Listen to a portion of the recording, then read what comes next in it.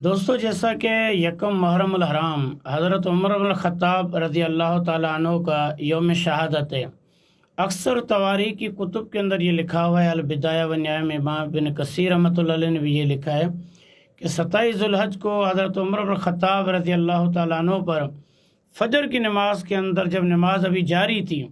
اور آپ کی تلاوت جاری تھی، تو ایسے کے اندر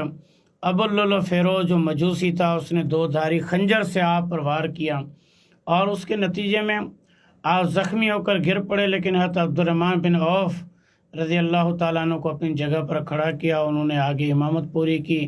حضرت عمر بن خطاب رضی اللہ تعالیٰ عنہ کو بعد میں گھر لے جایا گیا اور آپ نے آخر کار یہ 3-4 دن ایک بڑی تکلیف اور اذیت کے اندر گزارے۔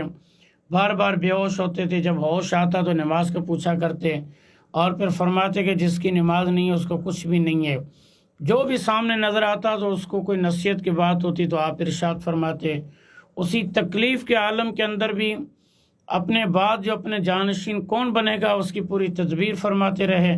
حضرت عمر بن خطاب رضی اللہ تعالیٰ عنہ،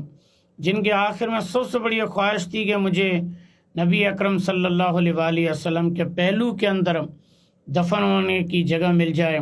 اور یہ ان کی بہت بڑی آرزو تھی جو اللہ عز و جل نے قیامت تک ان کے لیے پوری بھی فرما دی، مقدر فرما دی۔ حضرت عمر رضی اللہ تعالیٰ عنہ کے جن کا دور خلافت 10 سال 5 مہینے 21 دن،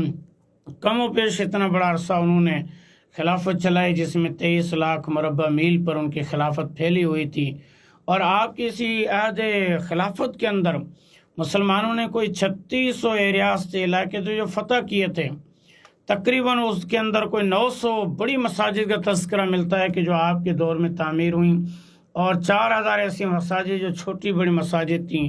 جو آپ کے دور خلافت کے اندر تعمیر ہوئیں۔ حضرت عمر رضی اللہ تعالیٰ عنہ کا جنازہ حضرت صہیب رضی اللہ تعالیٰ عنہ نے پڑھایا، اور حضرت عمر رضی اللہ تعالیٰ عنہ کی شہادت سے مسلمانوں کو وہ ایک دھچا لگا ہے کہ جس کے اثرات کو ہم قیامت تک محسوس کرتے رہیں گے۔ اس لیے کہنے والوں نے صحیح کہا ہے کہ جس نے خنجر گھونپا تھا ابو لولو نے، یہ حضرت عمر رضی اللہ تعالیٰ عنہ کے فقط جسم اور بدن کی بات نہیں تھی، بلکہ در حقیقت یہ خنجر کائنات کے سینے کے اندر گھونپا گیا تھا، کہ جس کی وجہ سے عدل کا ایک باب ختم ہو گیا، جرت کا ایک باب بند ہو گیا، اور جس کے کو آج بھی ہم اور آپ سب یاد کرتے رہتے ہیں۔ اس لیے حضرت عمر رضی اللہ تعالیٰ عنہ کی جو شہادت ہے 23ویں ہجری کے اندر، یہ ایک ایسا واقعہ ہے کہ جس کو ہم محسوس بھی کریں اور ہم اپنی نسلوں کو بتاتے بھی رہیں، اور ساتھ ساتھ ہم اللہ عز و جل سے یہ دعائیں بھی کریں کہ اللہ تعالیٰ وہ جو خلافت تھی کہ جس کو آہستہ آہستہ بادشاہت کے اندر، ملوکیت کے اندر تبدیل کر دیا گیا، اور حضرت عمر رضی اللہ تعالیٰ عنہ کی شہادت در حقیقت اس کا پہلا قدم اور اسٹیپ تھا۔ اللہ عز و جل ہمیں دوبارہ وہ خلافت وہ ہمیں عطا فرما دے، اور اس کے لیے ہمیں اپنا کردار ادا کرنے کی توفیق عطا فرما دیں۔ بہت شکریہ۔